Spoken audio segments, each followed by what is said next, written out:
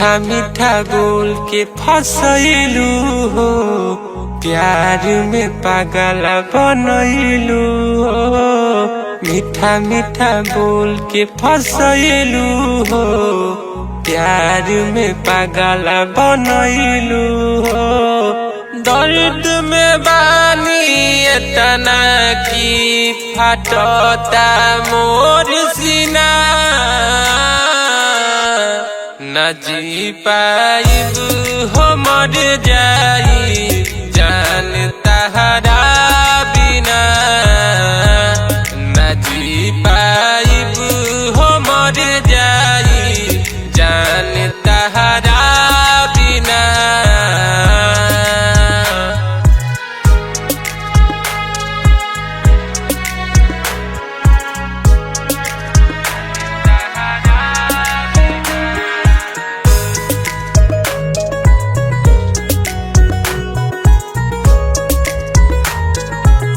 जखम एतना गहरा बा भरे न पाई मरहम से।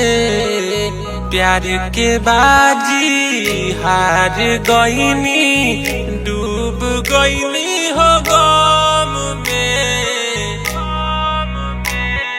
हम तो हर दिल के राजा रहनी, तू रहलू मोर हिना। न जी पाइब हो मर जाई जान तहरा बिना।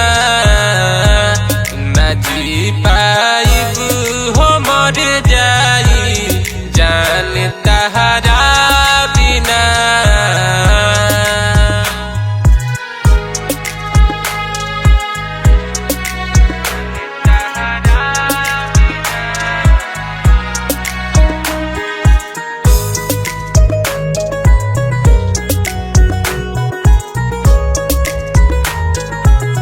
राहुल विकास वीर जैसा के खत्म भइल बा कहानी हो।